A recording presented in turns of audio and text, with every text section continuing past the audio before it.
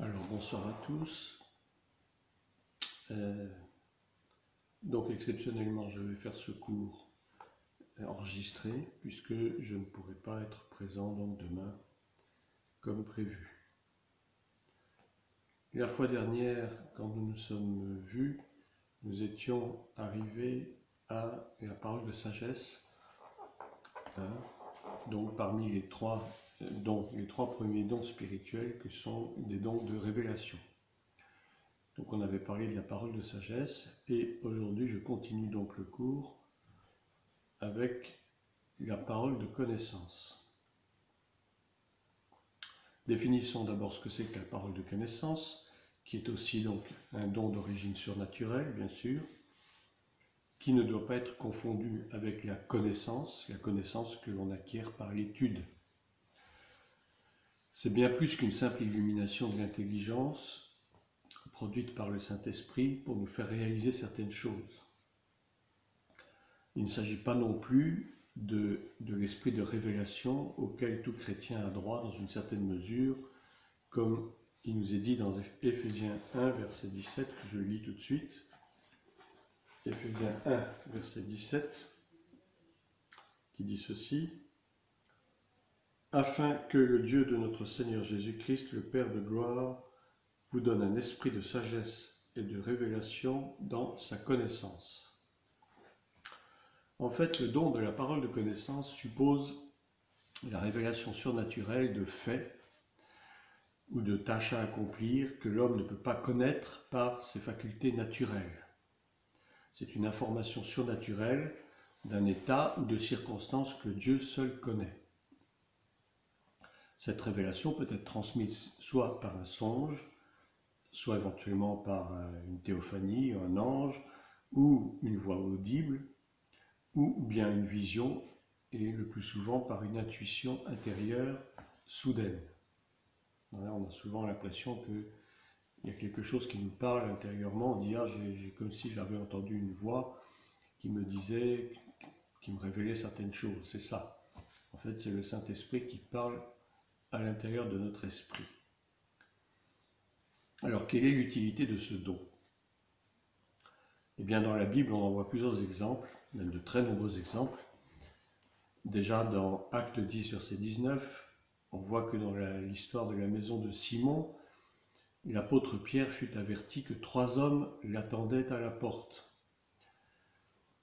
C'est aussi par ce don que le disciple Ananias, c'est pas le même que Ananias et Saphira, c'est un autre Ananias, qu'Ananias fut informé de l'expérience toute récente de Saül, on connaît l'histoire de Saül qui a été terrassé par une vision de Jésus sur la route de Damas. Et donc Ananias a été informé de ce qui était arrivé à Saül, et Dieu l'avait choisi pour aller justement voir Saül dans sa retraite. Il était parti pendant 3 jours faire une sorte de retraite spirituelle où il n'a rien mangé ni rien bu, nous dit la Bible. Et c'est là qu'Ananias est venu lui rendre visite pour lui imposer les mains selon les instructions de Dieu. Et nous lisons ça dans Acte 9, entre les versets 10 à 16. C'est aussi par ce don de la parole de connaissance que l'apôtre Paul, donc Saül qui est devenu Paul, a su qu'il devait se rendre à Rome, Acte 23, verset 11, et que tous les hommes qui étaient avec lui dans un navire, dans un bateau, sortiraient sains et saufs d'une terrible tempête qui menaçait. Nous lisons cela tout à la fin de Actes des Apôtres, au chapitre 27. On comprend aussi comment l'apôtre Jean put discerner l'état des 7 églises dans l'Apocalypse et comment il eut connaissance des événements incroyables des derniers temps, bien des siècles avant leur accomplissement. Ce sont des prophéties, des paroles de connaissance, oui, sur les temps futurs. Ce sont ces temps même dans lesquels nous vivons et que nous allons connaître dans un avenir proche. Et bien sûr, ce don de la parole de connaissance s'est manifesté à maintes reprises dans la vie même de notre Seigneur Jésus-Christ. Exemple, lorsqu'il s'adresse à Nathanaël, en Jean 1, entre les versets 47 à 50 que je lis tout de suite.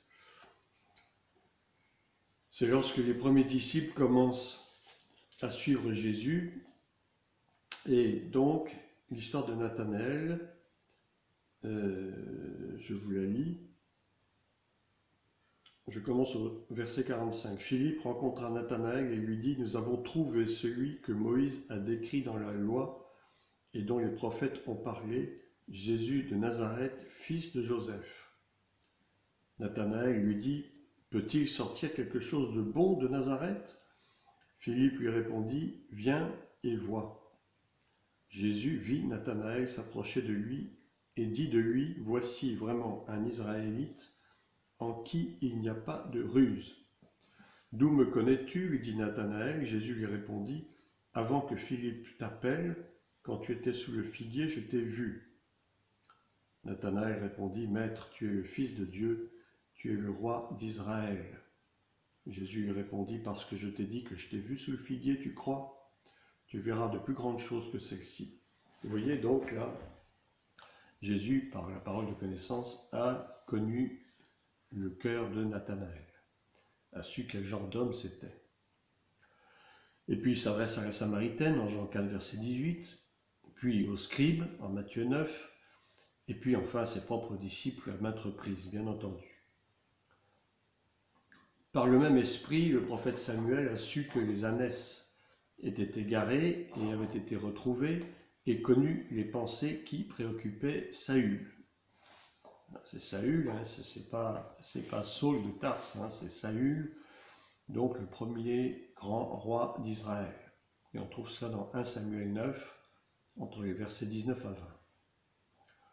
Il y a beaucoup d'exemples, je ne vais pas tous les citer, mais c'est pour vous montrer que la parole de connaissance, c'est ce qui nous permet de connaître des événements plus ou moins proches, que Dieu révèle à ses serviteurs des choses qui doivent se passer, ou bien qui révèlent tout simplement un trait de caractère d'une personne. Voilà. Tous ces exemples montrent combien ce don de la parole de connaissance est encore nécessaire de nos jours. Exemple, lorsqu'on fait une cure d'âme, cela permet de révéler des obstacles cachés chez une personne qui empêchent sa croissance spirituelle, et cela ouvre ainsi la voie à d'immenses bénédictions. Alors après le don de parole de connaissance, je vais vous parler maintenant du don de discernement des esprits. Le troisième donc des dons de révélation, le don de discernement. On va déjà définir ce que c'est. Ce don n'a rien à voir avec la critique ou les suppositions mal fondées, il ne doit pas être confondu avec une capacité naturelle de discerner plus ou moins justement l'état intérieur ou le caractère d'une personne. Ce don, ce charisme, si vous voulez, rend seulement capable de discerner les esprits qui viennent de Dieu ou qui viennent pas de Dieu, c'est-à-dire soit, il n'y a pas trop d'autres alternatives, soit de l'ennemi, de Satan, soit de notre propre chair. Ce don est très particulier, il permet de pénétrer le monde des esprits d'une façon surnaturelle.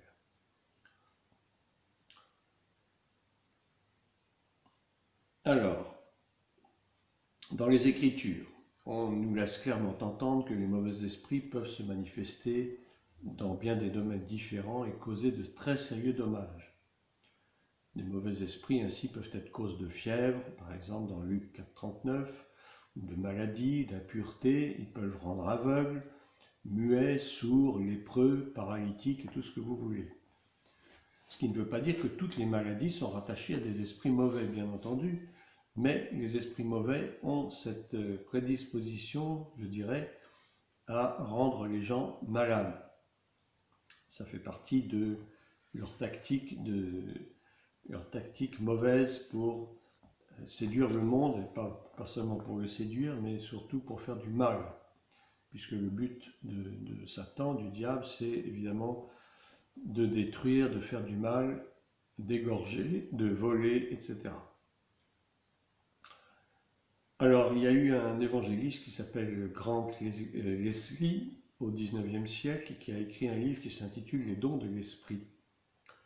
Et il affirme dans ce livre, dans cet ouvrage, que certains esprits peuvent être à l'origine de péchés tels que la désobéissance, l'orgueil, l'ambition, la critique, la rébellion, le mensonge, le vol, la paresse, etc. Alors, quelle est l'utilité de ce don de discernement?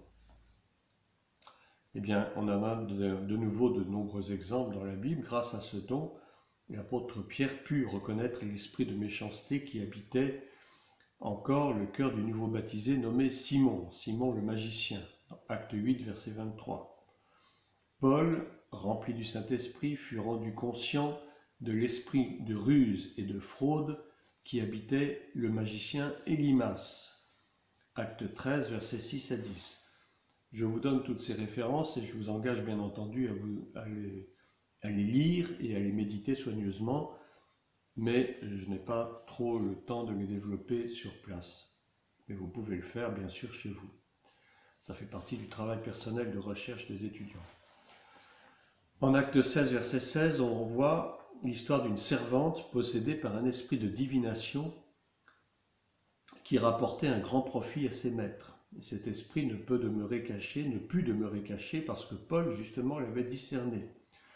Paul a reconnu que c'était un esprit de divination, bien que cette femme crie haut et fort « Voici, ces hommes sont des envoyés de Dieu », mais en réalité, ce n'était pas du tout Dieu qui parlait par la bouche de cette femme, puisqu'en réalité, elle ne leur rendait pas service, mais plutôt elle les desservait et elle les dérangeait. De même, Jésus a reconnu et a démasqué différents démons qui avaient pris possession, par exemple, chez le fou de Gadara, en Marc 5, et chez Marie de Magdala, en Luc 8, verset 2, Marie de Magdala qui fut délivrée donc de 7 démons, dit la Bible. Alors, toujours pour reparler de l'évangéliste Grant Leslie, il rapporte des expériences personnelles qu'il a vécues. Et je cite, « Durant une campagne d'évangélisation, écrit-il, j'annonçais à l'auditoire qu'un esprit de mort attendait à la porte l'une des personnes qui refuserait le Seigneur. Une jeune fille résista à l'Esprit de Dieu, sortit et ne revint plus jamais. 2 jours après, on l'enterrait. Au cours de cette même campagne, c'est toujours Grant qui parle, je redis à l'auditoire qu'un démon de mort était présent. Une dame résista à l'Esprit de Dieu et sortit. Le soir suivant, pendant la réunion, son mari se suicida. Au Texas, j'annonçais qu'une dame de l'assistance avait un démon de suicide. La personne en question quitta la réunion sans chercher de l'aide et peu de temps après se tira une balle dans la tête. Le don de discernement est particulièrement nécessaire aux serviteurs de Dieu car il est d'une très grande valeur dans la cure d'âme et dans la direction de l'Église. Il la protège contre tout excès, contre tout fanatisme, en un mot, contre toute manifestation qui ne vient pas de l'Esprit de Dieu. Ajoutons aussi que tout enfant de Dieu jouit, au moins dans une certaine mesure, de la capacité de discerner les esprits. On en a quelques exemples dans Matthieu 7, entre les versets 15 à 35, que je vais lire. Donc Matthieu chapitre 7.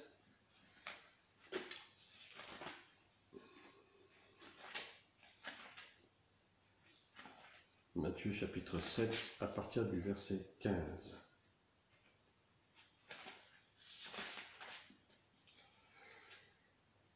Méfiez-vous des prétendus prophètes, c'est Jésus qui parle. Méfiez-vous des prétendus prophètes. Ils viennent à vous en vêtements de brebis, mais au-dedans ce sont des loups voraces. Une autre traduction dit des loups ravisseurs. Vous les reconnaîtrez à leurs fruits. Cueille-t-on des raisins sur des ronces ou des figues sur des chardons? Tout bon arbre produit donc de bons fruits, mais le mauvais arbre produit de mauvais fruits. Un bon arbre ne peut pas porter de mauvais fruits, ni un mauvais arbre porter de bons fruits. Tout arbre qui ne produit pas de bons fruits est coupé et jeté au feu. C'est donc à leurs fruits que vous les reconnaîtrez. Verset 21. Ceux qui me disent « Seigneur, Seigneur » n'entreront pas tous dans le royaume des cieux, mais seulement celui qui fait la volonté de mon Père céleste. Beaucoup me diront en ce jour-là « Seigneur, Seigneur, n'avons-nous pas prophétisé en ton nom? N'avons-nous pas chassé des démons en ton nom? N'avons-nous pas fait beaucoup de miracles en ton nom? Alors je leur dirai ouvertement, je ne vous ai jamais connus, éloignez-vous de moi, vous qui commettez l'iniquité. Alors, après donc ce troisième don de discernement des esprits, qui sont importants aussi, enfin qui est important, notamment dans les délivrances, bien entendu. On ne cessera jamais de répéter que dans les délivrances, il faut être extrêmement vigilant, il faut faire attention parce que les mauvais esprits ont tendance à parler. Ce sont des esprits très bavards en général, qui veulent raconter un peu n'importe quoi, et on a souvent la tentation de se laisser impressionner ou de se laisser raconter des choses fausses. C'est là que le don de discernement est important pour savoir ce qui vient vraiment du Saint-Esprit, de ce qui ne vient pas du Saint-Esprit ou de ce qui vient de la personne elle-même. Mais bien souvent, dans les cas de délivrance, la personne, enfin c'est plutôt les démons qui parlent par la bouche de la personne elle-même, bien entendu. C'est là qu'est la confusion et c'est là qu'on peut faire beaucoup d'erreurs. Il faut être extrêmement vigilant, c'est pour ça que avant toute délivrance, il faut vraiment demander au Saint-Esprit de nous éclairer. Nous allons passer maintenant au don de puissance. Alors je vous rappelle le don de puissance, on a le don de la foi, le don d'opérer des miracles et le don des guérisons. On va commencer par le don de la foi, et je le définis donc, le don de foi qui ne doit pas être confondu avec la confiance naturelle que chacun possède et qui rend les relations humaines possibles. Cela n'a rien à voir avec une foi basée sur un raisonnement ou avec la foi d'un simple chrétien, un chrétien de nom, pourrions-nous dire, tel que nous raconte Jacques, chapitre 2, verset 26. Il ne s'agit pas non plus de la foi nécessaire au salut, ni même de la foi qui s'empare des promesses de l'Écriture, ce n'est pas non plus le fruit de la fidélité dont parle Galates 5, verset 22. La foi générale se base sur la parole de Dieu. Mais ici, il s'agit d'autre chose, il s'agit du don de foi pour quelque chose de précis. Et le don de foi rentre en action lorsqu'un problème ne peut être résolu sans que Dieu intervienne de façon miraculeuse, de façon surnaturelle. Alors, quelle est l'utilité de ce don? Eh bien, elle est très grande, bien sûr. Les caractéristiques de ce don se révèlent par exemple dans la vie d'Abraham et d'Élie. Abraham eut la foi que, malgré leur âge avancé, Sarah lui donnerait un fils. Élie, le prophète Élie, saisit par la foi qu'en réponse à sa prière, la pluie ne tomberait pas pendant 3 ans et 6 mois. Il saisit par la foi que la pauvre veuve de Sarepta ne manquerait ni de farine ni d'huile pendant longtemps.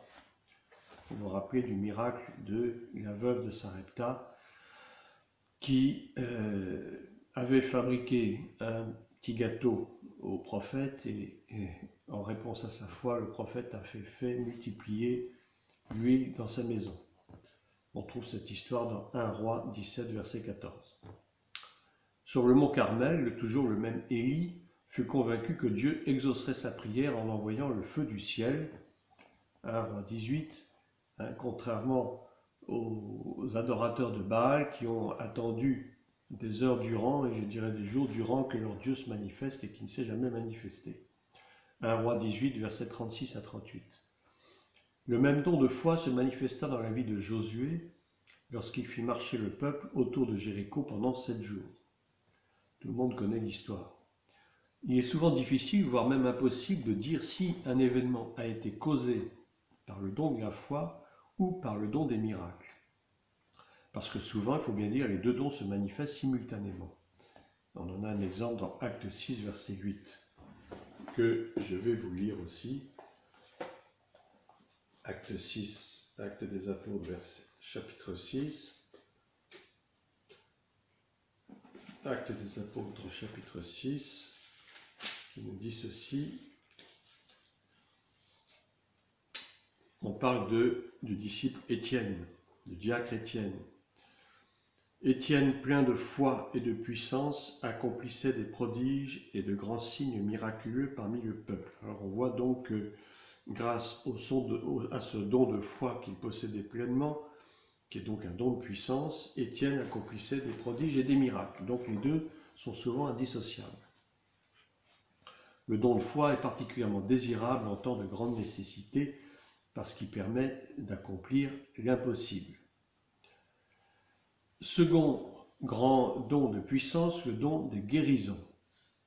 Alors le don de guérison ne doit pas être confondu, bien sûr, avec les guérisons médicales ou avec les doctrines de la science chrétienne, que nous connaissons, qui nie simplement l'existence de la maladie et de la mort. Or, il faut bien dire que la maladie et la mort existent bel et bien, et que nous sommes des mortels, et que ça fait partie de la vie.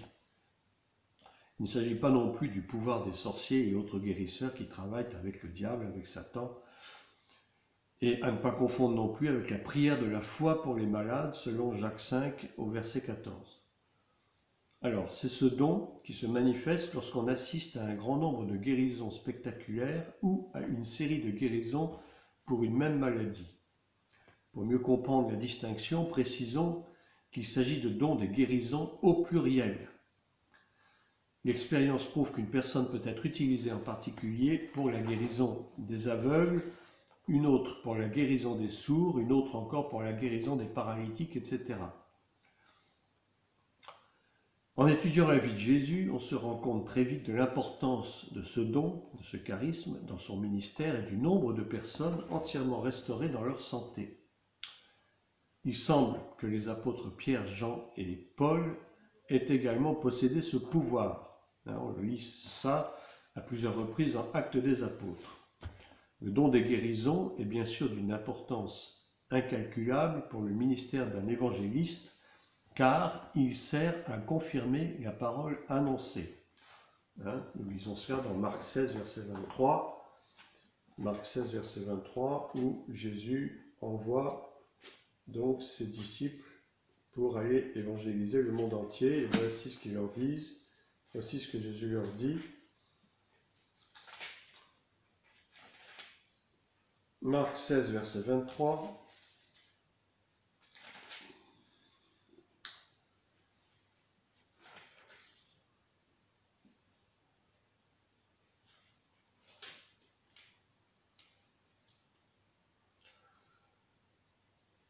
Allez dans le monde entier, proclamer la bonne nouvelle à toute la création. Alors il y a une petite erreur, c'est pas Marc 16, verset 23, c'est Marc 16, verset 15.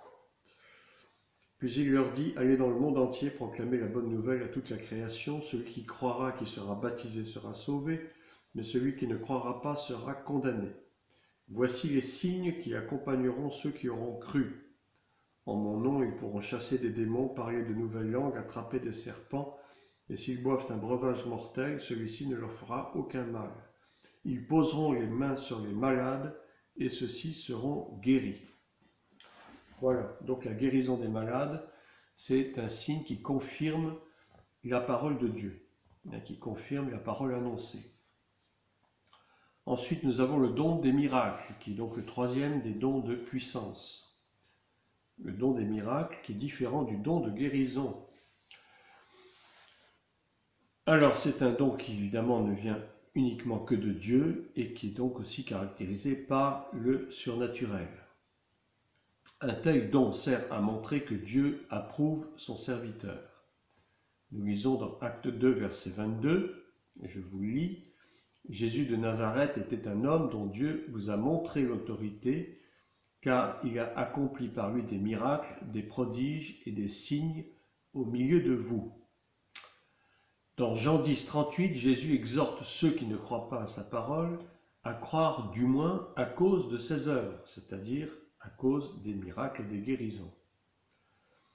Dans l'Ancien Testament, comme dans le Nouveau d'ailleurs, on montre clairement que Dieu aimait à approuver le ministère de ses serviteurs fidèles en manifestant des signes et des prodiges et qu'il désire faire de même aujourd'hui. Les miracles n'ont pas eu lieu simplement à l'époque de l'Ancien Temps, je dirais, ou à l'époque des premiers disciples, mais ils ont toujours lieu actuellement. Simplement, on en voit peut-être moins parce que l'Église a beaucoup moins de foi qu'elle en a eu il y a quelques centaines d'années. Alors, citons quelques-uns de ces miracles dans l'Ancien Testament. On voit Moïse devant Pharaon transformer un bâton en serpent vivant, dans Exode 7. Ensuite, les Égyptiens qui furent frappés des fameuses 10 plaies, en Exode 7 toujours. Puis, en Exode 17, nous voyons le rocher donner de l'eau, le rocher qui symbolise Christ. Ensuite, en Exode 14, nous voyons bien sûr les Israélites qui traversent miraculeusement la mer Rouge. Enfin, dans 1 Roi 17, nous connaissons l'histoire d'Élie qui ressuscite le fils de la veuve de Sarepta, la même veuve de Sarepta qui a vu le miracle de l'huile s'accomplir dans sa maison.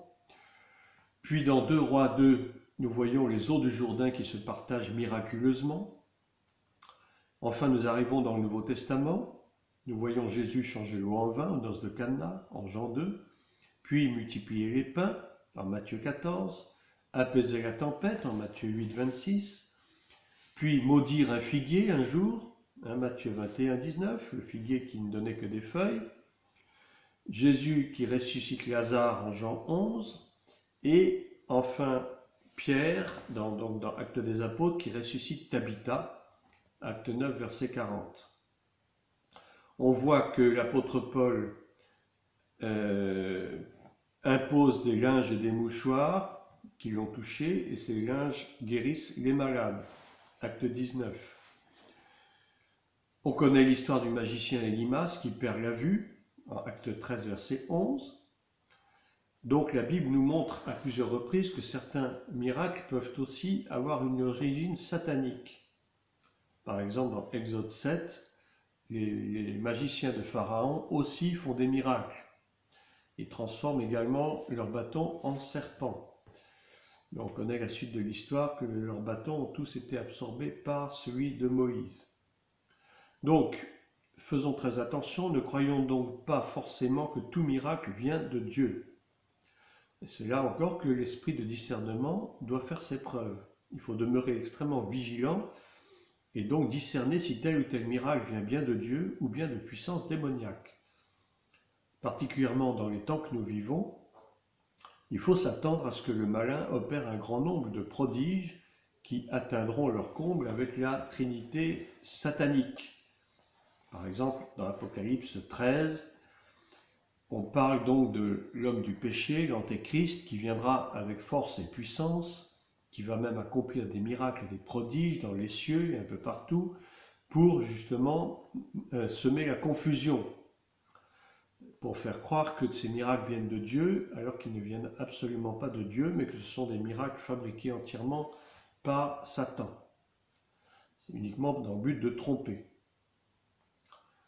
Alors, pour discerner les miracles diaboliques des miracles divins, eh bien, il faut reconnaître, comme dit la Bible, l'arbre à ses fruits, ce qui nous est dit dans Matthieu 7, entre les versets 15 à 16, c'est-à-dire examiner la vie de celui qui fait des miracles, enfin par lequel Dieu passe pour faire des miracles. Bien entendu, si on voit qu'une personne vit dans un état de péché, eh bien, il ne faut pas accepter le miracle comme étant véritablement un miracle qui vient de Dieu, mais ça ne vient pas de Dieu parce que quelqu'un qui vit dans le péché ne peut pas sincèrement faire de miracles qui viennent de Dieu. Dieu n'approuve pas ce genre de choses. Dieu ne peut pas approuver, mettre son sceau, son approbation sur un serviteur de Dieu qui vit dans le péché. Alors, pour continuer toujours notre cours, nous allons passer maintenant au don de révélation. Et notamment, nous allons commencer par le don de prophétie. Alors, le don de prophétie qui est, je vous le rappelle, totalement différent du ministère du prophète. Alors, qu'est-ce que c'est que ce don de prophétie? Ce n'est pas du tout un don d'éloquence, c'est-à-dire de facilité à parler, ni même une inspiration soudaine jaillie de l'esprit de l'homme. Contrairement à ce que certains enseignent, ce don n'a absolument rien à voir avec la prédication inspirée. C'est bien plutôt le miracle d'un message inspiré directement de Dieu. C'est vrai que le Saint-Esprit utilise le registre de vocabulaire, la connaissance, le tempérament particulier de chacun notamment de celui qui exerce le don, mais le message vient d'une inspiration et d'une révélation d'en haut. La vraie prophétie sera toujours pleinement en harmonie avec la parole de Dieu. Celui qui exerce ce don de prophétie doit le faire selon la mesure de sa foi. Il parle sous la puissance d'une révélation intérieure ou d'une inspiration soudaine. Très souvent, une prophétie importante provient d'un fardeau intérieur porté dans la prière pendant une période prolongée. La prophétie a eu pendant ce temps le temps de mûrir. Et enfin, parvenue à la maturité, c'est un fruit que l'Église peut déguster et apprécier. Lorsque la prophétie aura été longuement mûrie dans la prière, le message apporté sera de la plus grande qualité et aura par conséquent une très grande valeur pour le peuple de Dieu. La prophétie, ça ne sert pas simplement à dire l'avenir, d'ailleurs ça n'est en principe pas fait pour ça, mais la prophétie sert à exhorter, elle sert à fortifier le peuple de Dieu. C'est pour ça qu'elle est d'une très grande valeur. Alors nous lisons dans 1 Corinthiens 14, verset 3, que ce don est donc effectivement avant tout donné pour édifier, exhorter et consoler le peuple de Dieu. Mais il peut aussi révéler les pensées ou l'état du cœur des assistants, des fidèles, et par là en amener certains à la repentance et être un encouragement pour d'autres. Nous lisons cela dans 1 Corinthiens chapitre 14, verset 25. 1 Corinthiens 14. 1 Corinthiens 14 à partir du verset 24. En revanche, si tous prophétisent et qu'un non-croyant ou un simple auditeur entre, il est convaincu de péché par tous, il est jugé par tous. Ainsi, les secrets de son cœur seront dévoilés et il tombera alors le visage contre terre pour adorer Dieu en déclarant que Dieu est réellement au milieu de vous. Vous voyez, la prophétie sert aussi à révéler des choses cachées, bien entendu. Mais pas dans le but de juger la personne, parce que la personne en réalité est jugée elle-même. Elle se juge elle-même. J'allais dire, le Saint-Esprit est là pour juger, c'est vrai, pour convaincre de péché, de justice et de jugement. Mais ce n'est pas pour pointer le doigt contre une personne, c'est simplement pour l'amener à la repentance et être une source de salut. Ce don, donc de prophétie, est pour le chef de l'Église un moyen unique de communiquer directement au corps ses pensées et ses plans pour le moment présent. Quand je dis le chef de l'Église, il s'agit bien sûr de Christ. Alors, nous distinguons 3 degrés dans la prophétie. Encore une fois, je répète qu'il faut distinguer entre l'esprit de prophétie, le don de prophétie et même le ministère de prophète. C'est l'esprit de prophétie qui est tombé sur les 70 anciens, appelés à partager avec Moïse le fardeau de la direction du peuple, en Nombre 11, verset 25. Je rappelle qu'à l'époque, le Saint-Esprit, l'Esprit de Dieu, se tombait sur une personne pour un but donné. Mais le peuple n'avait pas le Saint-Esprit. Le Saint-Esprit ne résidait pas à l'intérieur de la personne. Le roi Saül fut aussi sous l'inspiration de l'esprit de prophétie lorsqu'il rencontra les prophètes en 1 Samuel 10, versets 5 à 13. Tout le monde peut lire ce passage. De la même manière, l'esprit de prophétie peut tomber sur une assemblée, amenant l'une ou l'autre personne à prophétiser, ce qui probablement ne leur était jamais arrivé auparavant et qui peut-être ne se reproduira plus jamais par la suite. Mais comme il est bon d'affirmer avec la Bible que Dieu ne reprend pas ce qu'il a donné et ne change pas d'idée, de pensée à l'égard de ceux qu'il a appelés. Celui qui reçoit un don de prophétie pourra en jouir jusqu'à la fin de ses jours, s'il continue bien sûr d'écouter le Saint-Esprit lui parler et d'exercer fidèlement ce don. Nous avons dit tout à l'heure que, contrairement aux fruits de l'Esprit, les dons de l'Esprit sont de nature parfaite. Cependant, cela ne veut pas dire que les dons ne se développent pas avec l'expérience et l'approfondissement de la vie spirituelle. C'est à cause de cette loi de croissance que le prophète Élie ouvrit des écoles pour la formation et le perfectionnement des prophètes. On parle de l'école des prophètes. C'est dans la mesure où l'on grandit dans la sanctification et la consécration à Dieu, dans la connaissance des Écritures et dans la prière, que le don de prophétie s'enrichit, que le message apporté devient de plus en plus conséquent, de plus en plus puissant, et que la révélation et les vérités exprimées sont de plus en plus profondes. Le ministère de prophète constitue le 3e degré de la prophétie. Les prophètes ont non seulement reçu le don particulier, bien entendu, mais ils sont eux-mêmes un don pour l'Église, qui est le corps de Christ. Il s'agit bien du ministère de prophète qui fait partie donc des 5 grands ministères que sont le ministère d'apôtre, de prophète, d'évangéliste, de pasteur et de docteur.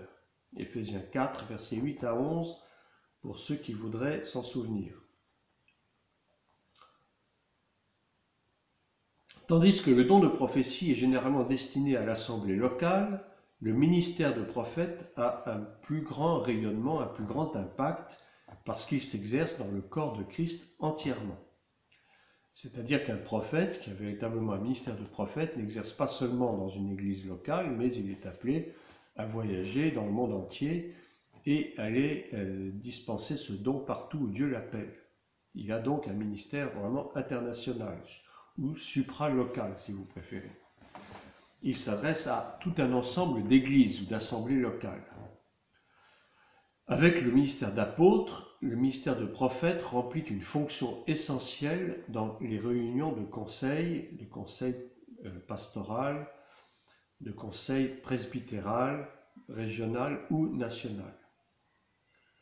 Par conséquent, le prophète n'exerce pas seulement son ministère dans le domaine de l'édification, de l'exhortation et de la consolation, comme l'indique 1 Corinthiens 14, mais il peut aussi révéler la pensée de Dieu concernant des questions complexes de la direction de l'Église, ce qui est totalement essentiel à sa saine croissance et au développement d'un mouvement.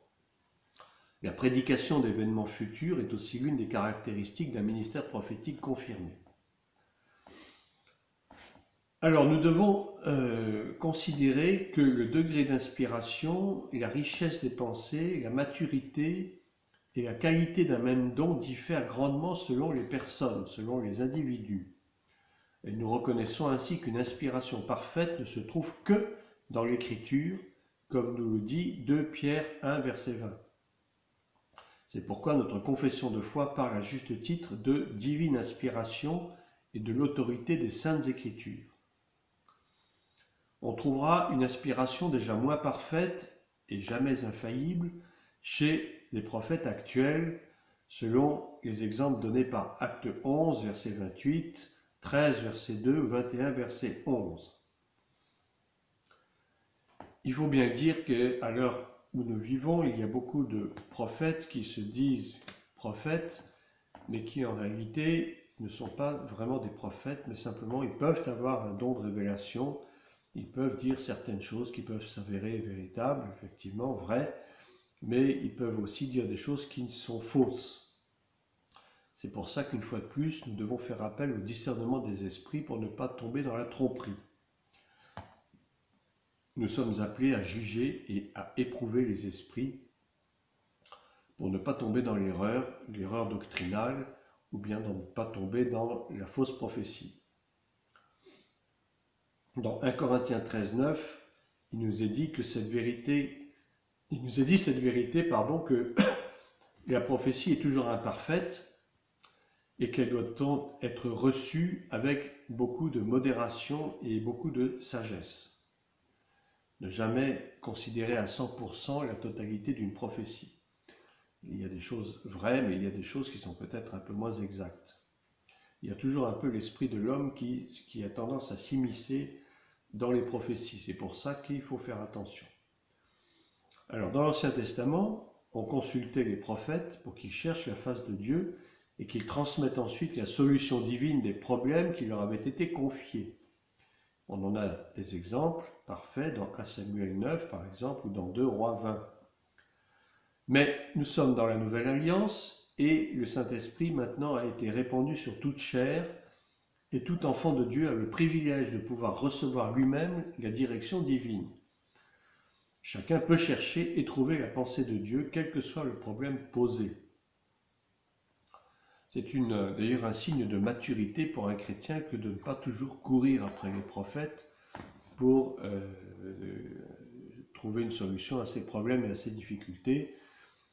On peut le faire de temps en temps, mais on est aussi capable, dans la prière, de trouver une solution à ses propres problèmes sans être obligé d'aller en référer à tel ou tel pour n'importe quelle raison. Mais Dieu peut nous parler par le canal prophétique s'il juge bon de le faire. Je n'ai rien contre cela, simplement je dis qu'il ne faut pas non plus passer son temps à courir derrière les prophètes. Il faut aussi avoir son propre discernement et puis il faut demander tout simplement à Dieu dans la prière de nous donner la solution. La prophétie en elle-même ne doit jamais être considérée comme étant suffisante pour apporter une directive personnelle décisive, parce que ce serait contraire à la volonté de Dieu qui veut que nous, justement, nous usions de maturité, que nous soyons nous-mêmes capables de lui demander directement la solution. Par la prière, bien sûr. Alors, comme moyen de confirmation, la parole prophétique peut être une aide remarquable quand certaines décisions importantes sont à prendre. La prophétie doit toujours être une confirmation de ce que le Seigneur nous a déjà révélé ou a révélé à la personne concernée, en lui apportant ainsi une plus grande paix et une plus grande assurance intérieure. Quiconque refuse de respecter cette loi spirituelle risque de le regretter plus tard. La nécessité de contrôler le don de prophétie est prouvée par le fait qu'il peut provenir de 3 sources d'inspiration différentes, on l'avait déjà dit, soit le Saint-Esprit, soit des mauvais esprits, des esprits démoniaques, soit l'esprit de l'homme lui-même. Donc il faut qu'on fasse très attention, que l'on ait, encore une fois, l'usage de ce don de discernement et accepter par exemple l'exhortation que l'apôtre Paul adresse aux chrétiens de Thessalonique, qui dit « Ne méprisez pas les prophéties, mais examinez toutes choses, retenez ce qui est bon ». 1 Thessaloniciens 5, versets 20 à 21. Autrement dit, retenez ce qui est bon et ne retenez pas ce qui ne l'est pas. Ce qui ne vous apporte pas une paix intérieure ne vient pas de Dieu. Pour être sûr qu'une prophétie a atteint son but, eh bien, nous devons avoir la conviction intérieure que, effectivement, la solution nous a bien été donnée et ce doit être une confirmation de ce que nous avons déjà reçu personnellement dans un temps antérieur.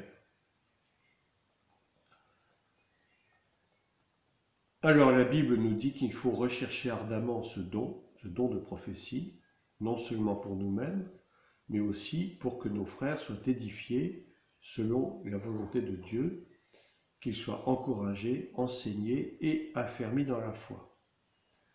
Il est sage de donner des conseils pratiques à celui qui a le don de prophétie et à celui qui écoute la parole prophétique. Alors voici quelques conseils que nous pourrions donner, des conseils pratiques. Que premièrement, il ne faut exercer ce don exclusivement qu'à l'intérieur de l'Église, et au moins en présence d'un ancien, enfin d'un pasteur, qui puisse prendre la responsabilité de la prophétie à porter. C'est un conseil qui nous est donné dans 1 Thessaloniciens 5, versets 20 à 21. Deuxième conseil, ne prophétisez que si tout est en ordre entre Dieu et vous-même, et entre vous-même et votre prochain. Sinon, le Saint-Esprit en sera attristé et cela empêchera aussi les autres d'avoir confiance en vous. C'est un conseil qui nous est donné dans Éphésiens 4, 30 et dans Romains 12, verset 18. Troisièmement, souvenez-vous que la prédiction d'un événement futur est réservée uniquement aux prophètes. 1 Corinthiens 14, verset 3. Quatrième conseil, gardez entièrement le contrôle de son corps. On dit l'esprit des prophètes est soumis aux prophètes. sinon vous attirerez l'attention sur vous-même et non sur la prophétie. Cinquièmement, rappelez-vous que tout fruit a besoin d'un certain temps pour mûrir. Il en est de même pour le message prophétique. Ce temps de maturation doit se faire dans la prière. Sixième conseil, attendez le moment le plus favorable pour apporter une prophétie, afin qu'elle ait le maximum d'effet. Rappelez-vous que l'esprit des prophètes est soumis aux prophètes, c'est ce que je disais tout à l'heure, c'est-à-dire que celui qui prophétise doit maîtriser l'esprit de prophétie qui est en lui, et ne pas le laisser déborder pour finalement dire n'importe quoi. 1 Corinthiens 14, verset 32, c'est-à-dire que la chair risque de prendre le dessus, et finalement ce qui au départ pouvait être effectivement une prophétie qui vient de Dieu, va devenir tout un tralala, tout un fatras d'idées personnelles qui n'auront plus rien à voir. Septième conseil, il faut consacrer beaucoup de temps à l'étude de la parole de Dieu, bien entendu, parce que le Saint-Esprit puise toujours dans la connaissance que nous en aurons acquise. 2 Timothée 2, verset 15. Enfin, conseil suivant, ne mélangez pas le parler en langue, la parole prophétique et la prière. L'idéal est de commencer à prophétiser en disant avec autorité « Ainsi dit le Seigneur ». Bon, ça, chacun fait un peu comme il est inspiré. C'est juste un conseil. Neuvièmement, c'est dans la mesure où vous mènerez une vie réellement sanctifiée que votre message sera pleinement reçu et accepté. Matthieu 5, verset 16. Rappelez-vous, dixièmement, que votre prophétie doit correspondre en tout point avec la révélation de l'Écriture. Votre message sera toujours dépendant de la mesure de votre foi. Romains 12, verset 6. Ensuite, reconnaissez que votre besoin d'être dirigé, que vous avez besoin d'être dirigé et enseigné par un ancien dans l'exercice de votre don.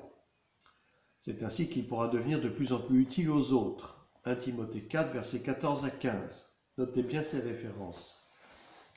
Conseil suivant, il est absolument nécessaire de discerner clairement entre nos propres pensées, nos pensées charnelles, et l'inspiration de l'Esprit de Dieu. L'apôtre Paul était lui-même assez humble pour en faire la distinction. 1 Corinthiens 7, 12. 13e, ce charisme, ce don ne vous est pas donné pour votre propre gloire ou pour votre propre satisfaction, mais pour le bien de tous.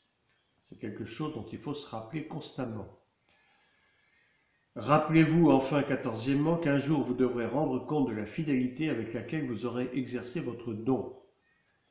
C'est pourquoi il ne faut pas le négliger. Et c'est un conseil que l'apôtre Paul donne à son fils spirituel Timothée. Enfin, dernier conseil, dans une réunion, dans un culte, il se peut qu'il y ait trop ou pas assez de messages prophétiques. Et c'est pourquoi demandez-vous toujours si c'est vraiment le moment choisi par Dieu pour délivrer le fardeau de votre cœur.